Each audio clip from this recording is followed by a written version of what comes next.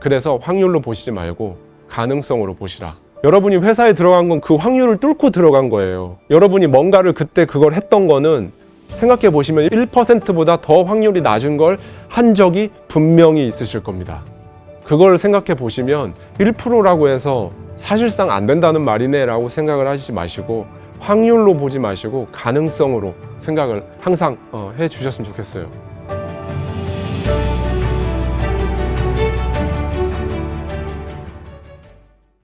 네.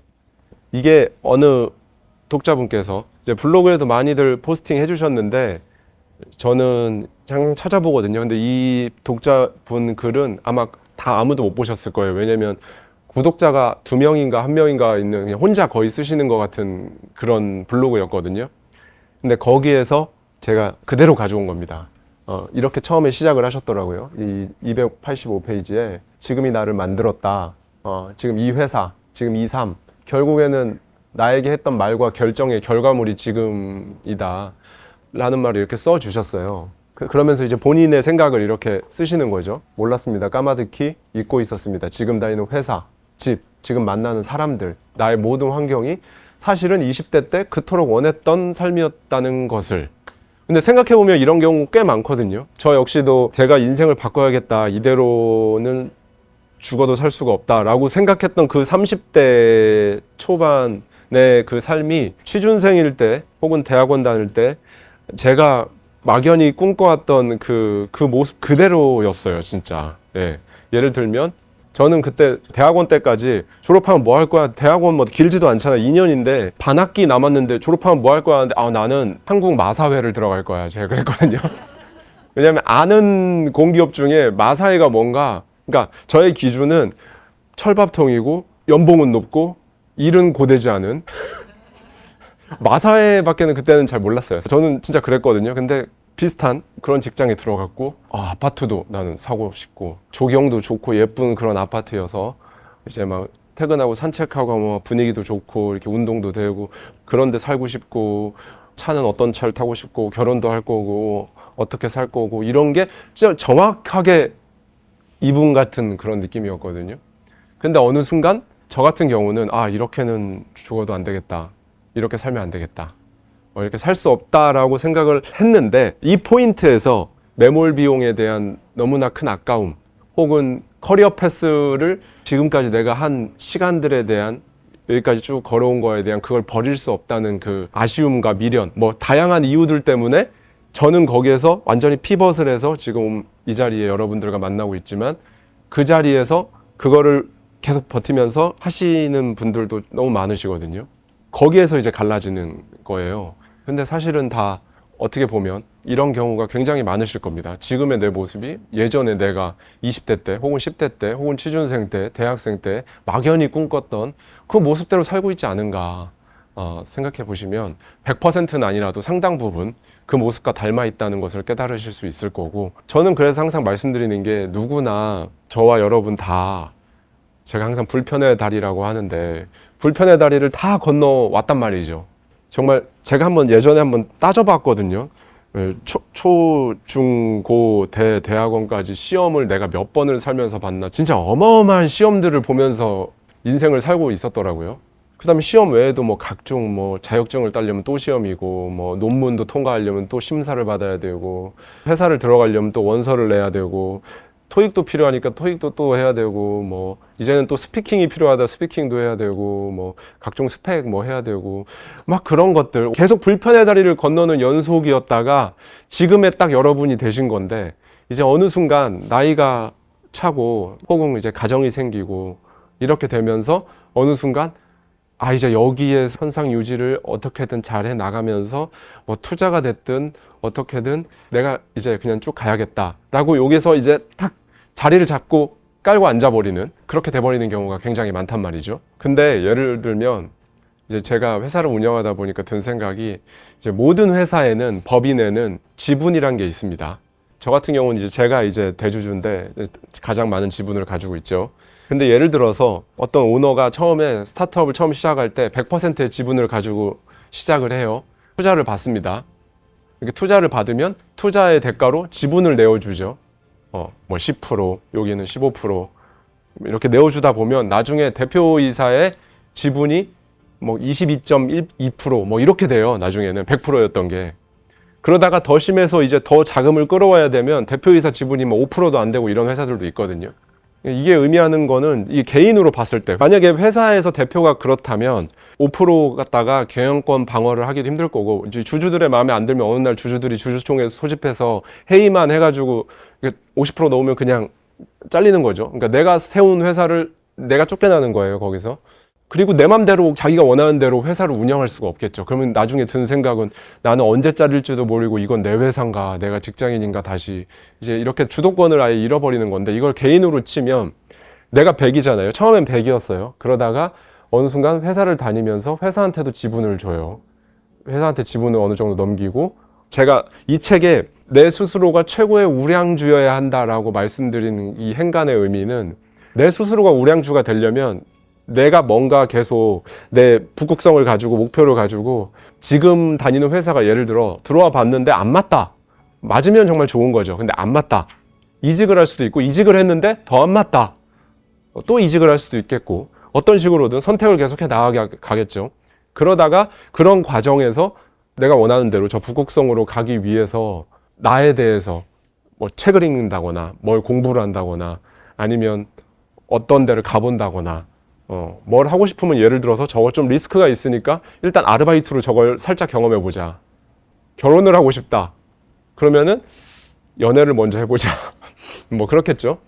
그렇게 해서 내 스스로를 우량주로 계속 만들어 가야 되는데 그 과정은 완전히 멈추고 회사한테 지분을 굉장히 많이 주고 그 다음에 이제 돈을 모아서 아파트를 산다거나 전세금을 넣는다거나 부동산 자산 그 다음에 이제 주식이나 코인 같은 그런 금융자산 이런 데다가 내 지분을 쭉쭉쭉쭉 넘기는 거예요. 30% 여기도 30% 여기도 20%뭐 이렇게 해서 보면은 나중에 내 지분이 아까 말씀드렸던 한 5% 정도 또 안 갖고 있는 그런 대표이사와 똑같은 내가 나를 내 회사라고 생각을 한다면 내가 내 회사의 주인이고 나라는 사람의 회사의 주인이고 그러니까 주식회사 하와이 대저택의 대주주는 하와이 대저택이어야 하는 거죠. 여러분들도 마찬가지고 그래야 되는데 그게 없이 5%만 어느새 이렇게 뒤돌아보면 5% 그러면 이제 어떻게 되냐면 똑같습니다. 아까 그 회사 대표와 똑같아요. 주식회사 내가 내 맘대로 못하는 상황 5%밖에 안 가지고 있는 상황 나를 우량주로 만들려는 노력을 스탑하고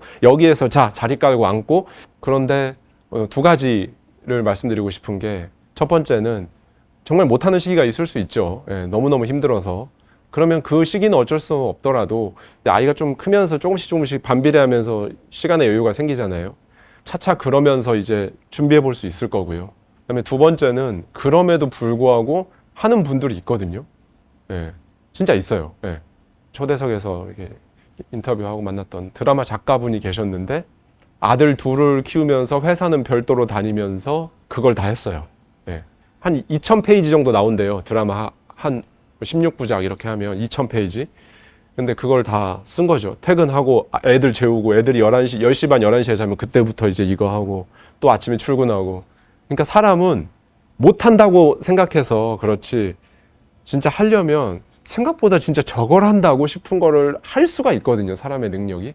물론 그거를 계속 그 상태로 오래 하면 좀 고장이 나겠죠. 당연히 건강이든 정신이든 고장이 나겠죠. 근데 그거를 집중적으로 중요한 시기에 6개월이든 1년이든 2년이든 3년이든 할 수는 있거든요. 사람이 내 자신이 우량주가 돼야 된다라는 거의 행간의 의미는 그런 의미였습니다. 인생을 정의를 하자면 이제 답이 있는 인생이 하나의 큰 어마어마한 퀘스천이라고 한다면 명백하게 답이 없는 퀘스천입니다. 그렇죠? 답이 없는 문제예요. 이걸 동의하지 않는 분은 없을 거예요. 답이 없는 문제잖아요. 그런데 우리 인간은 그럼에도 불구하고 과학이든 수학이든 지향하는 바가 측정 가능하고 증명 가능하며 그것을 그대로 반복해서 재현할 수 있다면 그거는 과학적이다 라고 한단 말이에요. 또는 수학적으로 도출해낼 수 있으면 이거는 이성적이고 타당하다, 수학적이다 라고 할 수 있단 말이에요. 그 모든 건 숫자로 이루어집니다. 물리학이든 수학이든 다 숫자예요. 근데 이 숫자의 특징은 측정을 할 수가 있습니다. 근데 아까도 말씀드렸듯이 뭔가 이상합니다. 분명히 답이 없는데 우리는 끊임없이 그럼에도 불구하고 근데 이거는 뭐 괜찮은 시도라고 생각해요. 뭐 답이 없으니까 그냥 모르겠다 막 그냥 살자 이 현상도 모르겠고 저 현상도 모르겠고 근데 우리 인간은 호기심이 있고 궁금하니까 어떤 현상이 벌어지면 저건 왜 그런가 좀 알아내고 싶고 저걸 알아내야 뭔가를 또 만들어낼 수 있을 것 같고 뭐 그렇기 때문에 계속 이 숫자를 가지고 측정을 하고자 합니다. 답이 없는 문제인 인생을요. 근데 예전에도 제가 한번 이건 북클럽에서 말씀을 드렸었는데 측정할 수 없는 것들이 우리 삶에서는 훨씬 더 중요하거든요. 예를 들면 가능성, 디테일한 나만의 재능, 사랑, 가치, 자존감, 몰입, 가슴 벅참, 기쁨, 슬픔, 마음이 찢어지는 것 같은 뭔가 고통, 외로움, 우울감, 죽고 싶음, 부정적으로 간다면 또는 긍정적으로 간다면 단어로 설명하기는 힘들지만 나만 느낄 수 있는 어떤 진짜 높은 수준의 가치에 대한 성취감 이런 것들 다 측정할 수가 없어요. 네, 측정할 수가 없습니다. 그리고 심지어 우리가 원하는 삶을 위해 지금 하고 있는 내가 뭘 하고 있다. 근데 이걸 이렇게 계속 하고 있는데도 뭔가 변하는 게 하나도 없는 것 같다. 똑같다 계속. 근데 그것도 측정을 할 수 없으니까 만약에 이렇게 애플워치처럼 심박수 측정되시 된다면 굉장히 편하겠죠. 근데 측정을 할 수가 없으니까.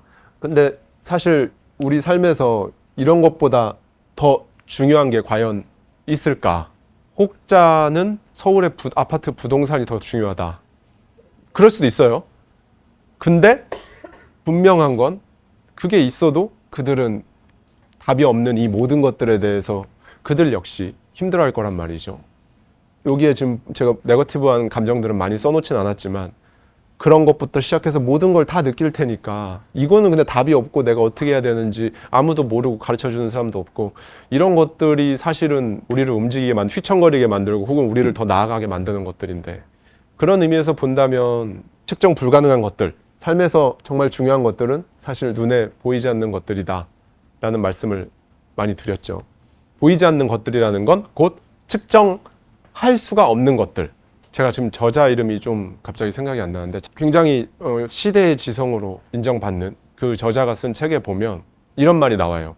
사람들은 측정되지 않거나 증명되지 않은 것들에 대해서 막 얘기를 하면 비과학적이라거나 비이성적이라고 얘기를 한다. 그런데 여기에서 그 사람의 통찰이 정말 저는 너무 인상 깊었던 게 이 얘기를 합니다. 과학적으로 풀 수 있는 것은 과학적으로 접근해서 풀어내고 과학이 손닿을 수 없는 것에는 과학적이지 않게 풀어내는 것이 진짜 훌륭한 과학이다라고 얘기를 하거든요. 그럼에도 불구하고 숫자로 측정해야겠다라고 해서 벌어지는 일들이 이제 우리가 학창 시절부터 겪어왔던 중간고사와 기말고사 그런 것들을 겪으면서 아, 나는 특별한 재능이 있는 사람은 아니구나 라고 내 스스로 저 같은 경우는 아직도 기억에 남는 게 고등학교 때 남고였는데 모의고사, 수능 모의고사죠.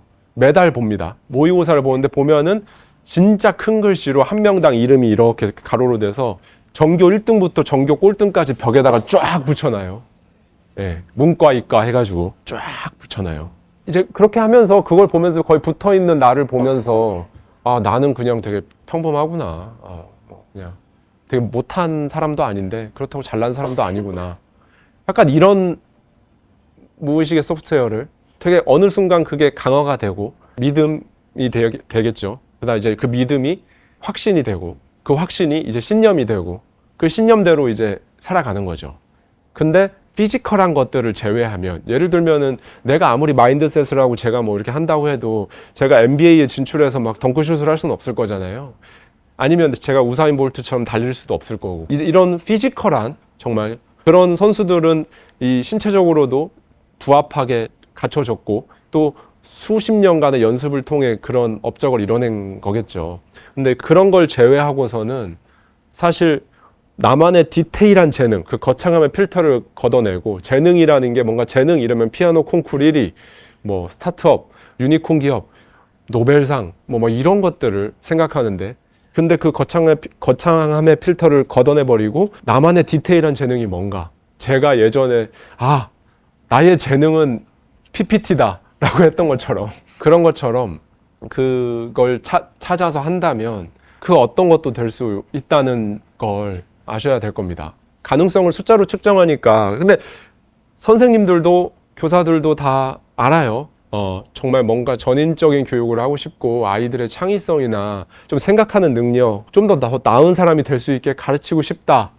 하지만 뭐 공부는 끊임없이 내려오고 뭐 시험은 봐야 되고 시험 결과 갖다가 우리 반이 평가되고 또 고등학교면은 서울대 몇 명 보냈느냐 의대 몇 명 보냈느냐에 따라 우리 고등학교가 평가되고 이런 환경이기 때문에 아무도 그걸 할 수 없는 거죠. 그럴 수 없는 구조 자체에 있습니다. 그래서 근데 그거보다 더 문제는 이제 우리가 자라면서 그 시험 숫자로 측정하려는 그거의 결과치를 보면서 아 나는 그냥 평범한 사람이구나 라는 거를 갖게 되듯이 숫자는 필연적으로 측정을 하려고 하면 확률로 이제 할 수밖에 없게 됩니다. 근데 여기에서 어떤 걸 하려고 할 때 가능성이 1%다. 이 1%라는 게 굉장히 거의 사실상 가능성이 없다. 실패할 확률이 99%다. 라는 걸 의미하는 거겠죠. 근데 우리가 1%다. 성공 확률 1% 하면 거의 안 할 겁니다. 이성적인 사람이라면. 네, 뭐 안 된다는 얘기네. 근데 로또는 도대체 왜 사는 건지. 1%가 아니라 그거는 816만 분의 1인가 뭐 그럴 거예요. 그럼 아파트 청약은 도대체 왜 놓는 건지. 그럼 입사 지원은 왜 하는 건지. 도대체 왜 지원할까 그러면. 그럼에도 불구하고 우리는 하거든요. 왜냐면 일단 그건 해야 되니까. 뭐 아파트도 좀 있어야겠고 회사도 다녀야 되고 돈 벌어야 되고 하니까 로또 됐으면 좋겠고. 근데 내가 원하는 그림을 살기 위해서 나아가는 그 과정에서는 1%다라고 하면 안 해요. 이거보다 더 희박한 것들은 많이 합니다. 그리고 저는 말씀드리고 싶은 게 예를 들어 그러면 50%라고 한다면 어떻게 해야 될까요? 예. 이거는 약간 아무것도 알려주지 않는 정보거든요. 오늘은 비가 올 확률이 50%입니다. 라고 하면 온다는 건가 안 온다는 건가. 저는 이 확률에 대해서 항상 말씀드리는 게 여러분이 하고자 하는 게 있으시다면 확률로 생각하지 마시고 가능성으로 생각하시라. 이 세 가지의 공통점은 뭐냐면요. 1%, 99%, 50% 세 가지 모두 가능성이 있다는 겁니다. 이루어질 확률이 1%다, 99%다, 50%다. 셋 다 똑같이 가능성이 있는 거예요. 그러니까 예를 들면 제가 책을 내서 교보문고에 가보시면은 어마어마하게 많은 책이 있잖아요. 1년에도 정말 어마어마하게 많은 책들이 쏟아집니다. 근데 제가 이제 2023년도에 더마인드를 내서 종합 1위를 해서 이게 딱 교보문고에 거기에 딱 있는 걸 항상 머릿속으로 이미지를 이렇게 그리면서 막 이렇게 실실 웃으면서 잠들었죠. 네. 아, 좋다. 막 이렇게. 그리고 실제로 이거 찍는 것도 상상했는데 가가지고 이렇게 찍었었죠, 제가. 추리닝을 입고 가서 이렇게 찍었는데. 근데 과연 그거는 1%보다 아마 훨씬 낮을 거예요, 확률이. 그리고 제가 유튜브를 시작한다고 했을 때도 이 유튜브를 많은 분들이 이렇게 봐주시는 채널로 키우기까지 그 확률은 1%가 뭘까요? 0.몇 %일 거예요. 예. 왜냐면 유튜브 채널이 정말 상상을 할 수가 없게 우리나라 채널만 해도 엄청나게 많습니다. 해외 채널까지 더하면 뭐 말도 못하고요. 그러니까 확률로 접근을 하면 거의 웬만한 건 특히나 나에 대한 건 안 하게 됩니다. 그래서 확률로 보시지 말고 가능성으로 보시라. 여러분이 회사에 들어간 건 1%까지는 아니더라도 5%든 10%든 굉장히 적은 확률을 뚫고 여러분이 회사에 들어간 건 그 확률을 뚫고 들어간 거예요. 그리고 여러분이 뭔가를 그때 그걸 했던 거는 생각해 보시면 1%보다 더 확률이 낮은 걸 한 적이 분명히 있으실 겁니다. 그걸 생각해 보시면 1%라고 해서 사실상 안 된다는 말이네 라고 생각을 하시지 마시고 확률로 보지 마시고 가능성으로 생각을 항상 해 주셨으면 좋겠어요. 아마 다 반대할 겁니다. 주변에서 무모하다고 무모하고 비이성적이고 근데 아까도 말씀드렸듯이 주변에 되게 나를 아낀다고 생각하는 가까운 사람들일수록 더 극렬하게 반대를 할 겁니다. 제가 뭐 터널의 책에서 비유를 했는데 터널 안에 다 있는 것들이에요. 터널 안은 보이지 않는 시야, 쾌쾌한 공기, 터널 안에 있는 그런 모든 것들이 다 그 안에 있는 거거든요. 통과해야 되는 겁니다. 예. 그래서 그 부분을 좀 생각해 주셨으면 좋겠고 이분이 30년 넘게 보스턴 필하모니 오케스트라 수석 지휘자로 재직을 했고요. 이 성적 70명 중 68등이 뭐냐면요. 여기 A학점 주기라고 돼 있잖아요. 대학원 수업에서 프로 연주자들, 트롬본, 뭐 바이올린 뭐 쭉 다 있는 거죠. 그 수업 자체가 2만 명이 넘는 학교에서 상위 50명만 들을 수 있는 스페셜한 클래스였어요. 근데 그 클래스에서도 규정상 A, B, C를 나눠야 된단 말이죠. 그러니까 이 벤저민 젠더가 봤을 때 너무 불합리한 거예요. 아니 이 친구들은 이 학교에서 상위 50명, 가장 성실하고 가장 열심히 한 학생들인데 여기 들어와서 C를 맞는다? 그럼 이 친구들한테 주는 메시지가 뭘까? 이 친구들은 세상에 대해서 어떤 생각을 가질까? 그게 과연 맞나? 그래서 한번 작정을 하고 처음에 시작할 때, 학기 초에 딱 시작할 때 대학원 수업에서 여러분 저는 A 학점을 여러분들한테 먼저 주고 시작할 겁니다. 여러분 다 A예요. 그냥 정해져 있어요. 대신에 조건이 있습니다. 매주 저한테 편지를 쓰세요. 근데 편지를 쓰는데 시점은 정확히 1년 뒤 이 수업에 A를 맞음으로 인해서 여러분들 스스로에게 일어났던 그 1년간의 변화에 대해서 내가 지금 어떤 사람이 되어 있는지 1년 뒤에 나한테 쓰는 이렇게 편지를 쓰라고 그렇게 했답니다. 그 강의를 진행하면서 벤저민 젠더도 그 학생들이라고는 하지만 연주자들이었죠. 그 연주자들도 엄청난 깨달음을 많이 얻었거든요. 이 타이완에서 온 학생이 한 명이 있었는데 그때 이렇게 말을 했대요. 자기는 타이완에서 70명 중에 68등이었다. 근데 교수님이 나한테 무려 이 클래스에서 A 학점을 주다니. 나는 68등인데 A 학점을 받다니. 처음에는 매우 혼란스러웠는데 한동안 가만히 생각을 해보니까 어느 날 문득 68등을 하는 나보다 A 학점을 맞는 나로 사는 게 훨씬 더 좋겠다 라는 결론에 이르렀고, 그래서 실제로 무려 이 벤저민 젠더의 이 아무나 들어올 수 없는 이 수업에서 A 학점을 받은 사람으로서 살아가기 시작한 거죠. 예. 제가 아까 생각이 안 났던 작가가 러셀 로버츠인데요. 결심이 필요한 순간들의 책에 보면 이 부분이 나옵니다. 어둠인데 굉장히 많은 정보와 더 나은 전략을 세워서 어둠 속에서 뭔가 내가 빛을 찾아내서 대처해 보겠다는 그런 충동이 있는 것도 당연하다. 근데 그렇게 할 수 있다는 건 착각이자 망상이다 라고 얘기를 합니다. 차라리 그 어둠 속에 익숙해지려고 노력하는 편이 유리합니다 라고 하는데, 이걸 잘못 오해하면 어둠이라고 해서 밤이 왔다고 해서 뭐 거기서 뭐 노력을 막 이렇게 막 아둥바둥 하지 말고 그냥 가만히 있어라, 그런 뜻으로 이해하실 수가 있는데 그게 아니에요. 헤매더라도 이것저것 해보는 편이 하나하나 꼼꼼하게 계획을 세우는 것보다 훨씬 더 나을 수 있습니다 라고 얘기를 하죠. 그리고 이렇게 얘기를 합니다. 기억하십시오. 더 완벽하게 분석하려고 애쓰느니 차라리 불가피한 불확실성에 잘 대처할 수 있는 전략들을 찾는 겁니다. 그러니까 지금이 밤이면 내가 어떻게 할 수 없잖아요. 낮을 만들 수가 없잖아요, 내가. 그렇다고 낮에 할 수 있는 걸 밤에 어떻게 할 수 있을까? 뭔가 완벽한 전략이나 이런 건 있을까? 아니면 내가 뭔가를 하려고 하는데 완전히 차별화된 뭔가 대단한 건 없을까? 구글의 설립자가 그 얘기를 했었죠. 검색 시장에 처음 뛰어들려고 했을 때 자기 동업자나 그 같이 하는 사람이 완전히 차별화된 뭔가 서비스를 내놔야 이 시장에서 살아남을 수 있다. 왜냐면 이미 야후나 뭐 선발주자들이 다 자리 잡고 있었기 때문에.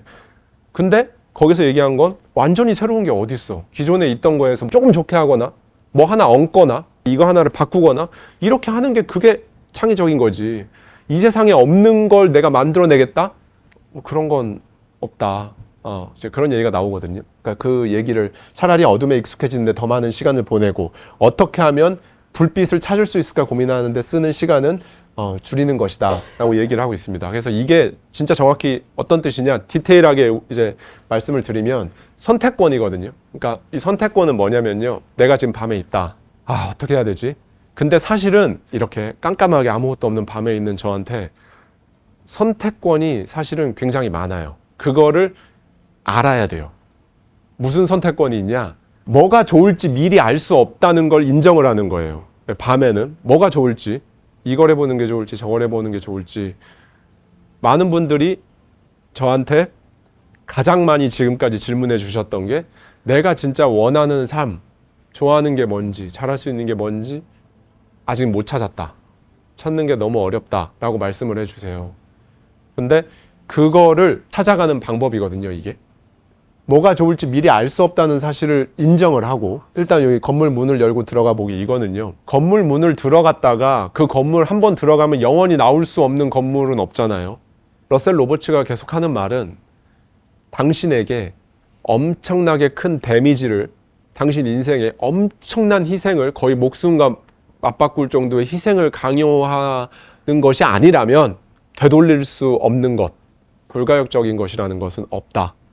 그러니까 말씀을 하나하나 드리겠습니다. 이 벤처 캐피탈을 보면 정말 많은 회사에 투자를 해요. 예를 들어 10개의 회사에 투자를 하고 있는 벤처 캐피탈이 있다고 해볼게요.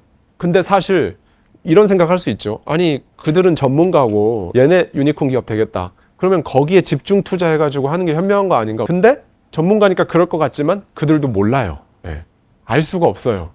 어디서 터질지, 어느 회사가 유니콘 기업이 되고, 이 회사는 되게 잘 될 것 같았는데 안 되고, 알 수가 없습니다. 벤처 캐피탈이 정확하게 하고 있는 게, 그러니까 이들이 10개에 투자했을 때 유니콘 기업 나올 확률이 10분의 1, 그러니까 10개 투자했을 때 1개 나올까 말까라고 하거든요. 그리고 괜찮은 성과, 이 기업이 건실한 기업으로 이렇게 크는데 10개 중에 한 3개, 예, 한 3할 정도 되는 거예요. 30%.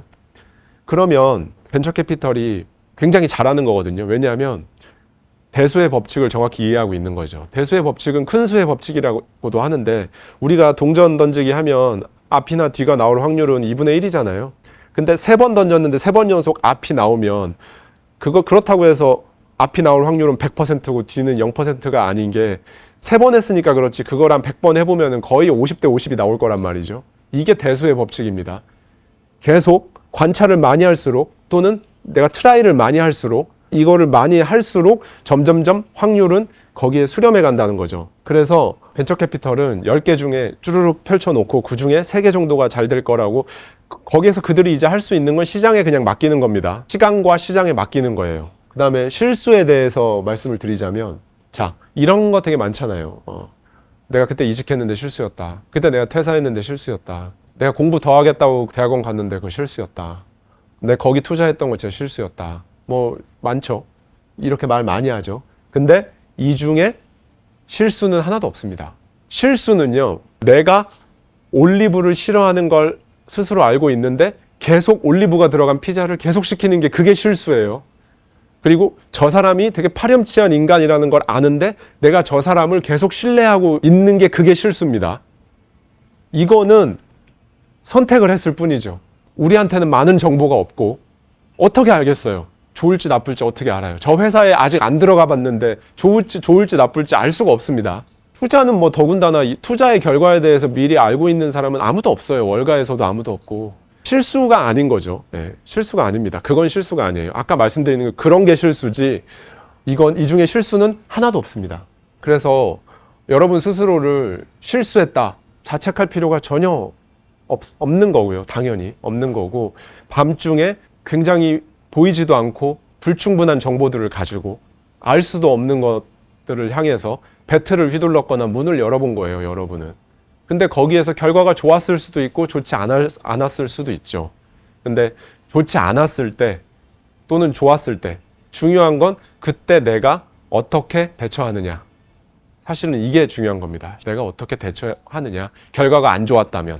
제가 예전에 영상을 본 것 중에 굉장히 인상 깊었던 게, 토니 로빈스가 플로리다 지역에 가서 강연을 하는데, 플로리다는 미국의 남부의 맨 끝에 이렇게 나와 있어가지고 진짜 너무나 좋은 날씨를 자랑하는데, 치명적인 단점이 있는 게 거의 대부분의 허리케인이 그쪽으로 옵니다. 그래서 플로리다는 굉장히 살기 좋은 환경, 하와이 같은 그런 곳임에도 불구하고 거의 모든 허리케인과 자연재해들이 그쪽에서부터 오기 때문에. 근데 이제 거기 가서 강연을 하면서 토니 로빈스가 그래요. 너무나 많은 사람들이, 이 지역에 살고 계신 분들이 제일 힘들다고 하는 게, 언제 허리케인이 와가지고 우리 집이 부서지고 우리 가족이 다치고 실종되고 죽거나 할 공포감이 항상 있다. 그래서 근데 토니 로빈스가 얘기를 해요. 이사하세요. 다른 데로 가세요. 왜 이사를 못하죠? 그럼 이런 말들을 한대요, 토니 로빈스한테. 오랫동안 다닌 직장이 여기에 있고 아이들이 학교를 여기서 다니고 있고, 근데 그게 과연 그걸 대변할 만큼, 우리 가족이 실종되거나 허리케인으로 실종되거나 나의 집이 날아가거나 내가 죽거나 할 만큼을 감수할 만큼의 이유냐, 그거죠. 네, 아까 말씀드린 대로. 그래서 토니 로빈스는 이사하라고 한답니다. 이사해봐라. 막상 하면 별거 아니다. 직장 충분히 찾을 수 있고, 아이는 학교 전학 가서 그 동네에서 적응해서 다닐 수 있고, 생각보다 엄청난 일이 벌어지지 않는다. 허리케인으로 몇 년째 그렇게 고통받고 있다면 이사해라. 왜 도대체 이사할 생각을 안 하고 계속 살고 있냐, 거기에. 그런 얘기를 하는 장면이 있었거든요. 이제 불가역에 대해 얘기를 하는데 많은 분들이 우리가 가만히 생각해 보면요. 삶에서 불가역적인 게 있나? 라는 걸 생각해 보면 한번 생각해 보십시오. 결혼? 이혼율이 40 몇 %래요. 저 깜짝 놀랐습니다. 그럼 결혼도 불가역적인 게 아니에요. 직장도 들어갔다가 나올 수가 있고 어떤 직업도 선택했다가 내가 완전히 바꿀 수 있고 불가역적인 게 있나? 심지어 국적도 바꿀 수 있죠. 원한다면. 그러면 불가역적인 게 뭔가? 사실상 내가 원하는 삶을 살기 위해 불가역적인 건 없어요. 네, 너무나 이제 많이 들은 유명한 말이지만 태어날 때 가난하게 태어난 건 부모님 때문일지 모르겠지만 죽을 때 가난한 건 그동안 당신이 살아오며 당신 인생을 통틀어 살아온 당신의 선택 때문이다. 그 말이 있듯이 결국 불가역적인 건 없습니다. 이 말은 인생에서 이거 되게 중요한 문제인데 라고 해서 겁먹을 필요가 없다는 거죠. 왜냐하면 불가역적인 게 없으니까 다시 하면 돼요. 예, 그리고 최대한 우리는 현명하게 할 수가 있습니다. 아까도 얘기했듯이 저쪽 분야로 아예 바꾸고 싶다? 예를 들어서 로스쿨을 나왔는데 변호사가 너무 안 맞는다? 그러면 변호사 말고 법 쪽에 관련 다른 일을 하세요. 예를 들어서 약대를 나와서도 약사 안 하고 제약회사 들어가서 연구원 할 수도 있거든요. 의대를 나오고 의사 안 하고 부검하는 부검의가 될 수도 있어요. 근데 만약에 그런 직종을 나왔더라도 뭐 다 안 맞는다. 그럼 아예 완전히 다른 커리어로 하는 것도 충분히 가능합니다. 불가역적인 건 없어요. 그래서 위험을 최소화하는 거죠. 너무 안 맞는다 싶으면 거기에서 다른 걸 또 해보고 어떤 커리어를 전환하고 싶으면 그걸 전환하기 전에 아르바이트로 먼저 경험을 해본다던가 인턴으로 먼저 들어가 본다던가 단기 계약직으로 먼저 한번 해본다던가 그런 식으로 좀 더 나에게 피해가 크지 않도록 나의 희생이 너무 많이 늘어나지 않도록 그렇게 해보는 방법을 겁먹고 안 하는 것보단 그게 훨씬 낫다고 생각하고요. 한번 이 부분을 읽어보셨으면 좋겠습니다. 애플의 팀 쿡이 대학생 때부터 자신의 10년, 20년, 30년 그 맵을 인생을 어떻게 앞으로 내가 살아갈 건지 쫙 구상을 다 했었다고 해요. 엄청난 엘리트였겠죠, 팀 쿡도.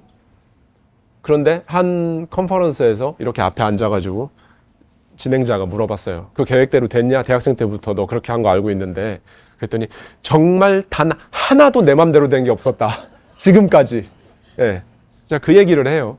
근데 거의 그렇거든요. 아직 원하는 걸 못 찾으셨다면, 내가 진짜 원하고 좋아하고 내 삶에 의미를 주는 거를 못 찾으셨다면 여러분이 살아가며 여러분이 하는 선택들을 경험하면서 하나씩 깨닫게 될 거거든요.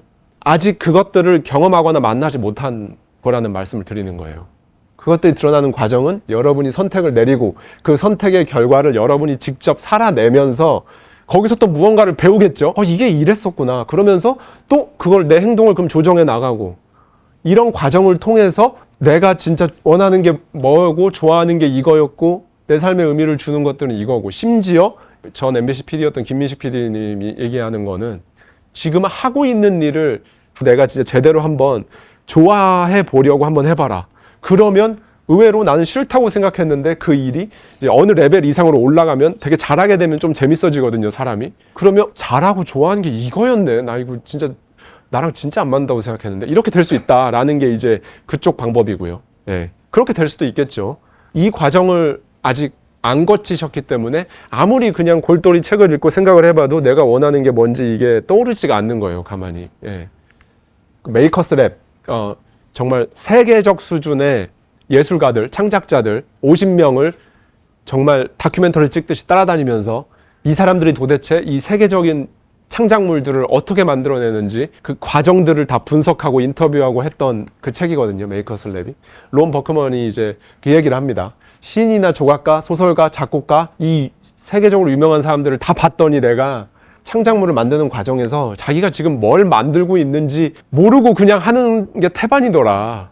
내가 이번 작품은 어떤 기획 의도가 있고 컨셉은 뭐고 이런 무드로 해서 그럼 이런 톤앤매너로 쭉 진행을 해서 첫 번째 작품을 이렇게 구상을 이렇게 해야지 이렇게 안 한다는 거예요. 근데 우리는 보통 그래야 된다고 생각하거든요. 뭐 회사의 뭐 판매 계획, 연간 뭐 그런 건 그렇게 세워야 될 수 있겠죠. 근데 그런 게 아니면 거의 모르면서 시작합니다. 모르고 시작합니다, 다. 근데 이거 창작자뿐만 아니라요. 구글의 세르게이 브린이나 뭐 마크 주커버그나 아마존의 제프 베이조스도 처음에 그냥 온라인으로 책을 팔아야지. 이거였습니다. 그냥 이거. 책을 온라인으로 팔아야겠다. 인터넷이라는 게 등장했으니. 그러다가 좀 잘 되니까 이제 책이랑 관련된 굿즈들 좀 팔아야겠다. 이거였어요, 원래는. 그러다가 아마존이 나중에 된 거거든요. 예, 서서히 알아간 거죠. 론 버크먼이 말합니다. 베토벤 역시 앞에 나온 앞에 음을 쳤어요. 그럼 그 다음에 나올 가장 적당한 음을 고르면서 작곡한 것으로 보인다. 라는 얘기를 했고요. 그리고 피카소는 뭘 그릴지 알려면 일단 그리기 시작해야 된다. 라는 말을 했었고요. 제가 이제 3단지 북클럽 마지막 12월 달 레터에도 썼지만 무라카미 하루키의 표현을 조금 빌리면 저는 진심으로 여기까지 쉬지 않고 2025년을 달려온 여러분을 진심으로 존경합니다. 왜냐하면 저와 여러분 둘 다 똑같이 한 사람의 불완전한 인간으로서, 그리고 불안을 끌어안는 한 사람으로서, 그리고 모순투성이의 이 불분명한 인생의 길을 더듬어 가면서 밤중에, 그럼에도 불구하고 여전히 무언가를 원하는 마음을 품고 있다는 것만으로도 저도 저를 존경하고 저는 여러분을 또 존경하고, 여러분 스스로도 여러분 스스로를 잘했다, 존경했다라고 말씀해 주시기를 바랍니다. 이거 셰익스피어가 자신의 시집 소네트 73에서 남긴 말인데요. 머지않아 떠나갈 것들을 격렬히 사랑하라. 네, 우리는 다 모두 다 머지않아 떠나가죠. 근데 우리는 시간을 1년 뒤, 2년 뒤, 5년 뒤만 해도 되게 까마득하다고 생각하고, 막상 지나간 시간은 1년, 2년, 5년 시간은 금방 갔다고 생각하고, 이 시간에 대해 인식하는 거에 있어서 상당한 왜곡이 있어요. 그런데 만약에 정말 우리 사랑하는 나의 가족 혹은 반려견, 반려묘, 어떤 대상이 있어서 아프거나 어떤 이유로 인해서 머지않아 떠나간다고 하면은 정말 너무나 이 말이 와닿을 겁니다. 근데 우리의 인생도 그렇거든요. 여기 계신 분들 각자 나이가 다 다르겠지만 내가 지금 나이가 이렇게 빨리 될 거라고 생각하시는 분들은 아무도 없으실 거예요. 그렇죠? 정말 그럴 겁니다. 이게 좋다라고 하면 나도 해서 이렇게 하고, 이때 되면 뭐 해야 돼 또 하고, 이때 되면 결혼해야지 우르르 해서 하고, 이때 되면 최소한 집 한 채는 있어야지, 이렇게 하다 보면 나이가 50대, 40대, 50대, 60대, 자녀들 이제 결혼한다 해서 결혼식하고 혼주하고 하다가 보면은 이제 거의 인생이 끝나는, 유닛들이 우르르 이렇게 게임처럼 생각해 보시면 이렇게 모여가지고 이렇게 바글바글 살아가겠죠. 이 유닛이 하고자 한다. 이 유닛은 특별히 그런 생각은 없다. 딱 이 차이밖에 없다고 생각을 합니다. 왜냐하면 아까 처음에 사연 말씀드렸던 그 어떤 블로그에 쓰셨던 분처럼 생각해 보니까 내가 20대 때 꿈꿨던 게 지금의 정확히 내 삶이네. 그 차이밖에 없다 라고 저는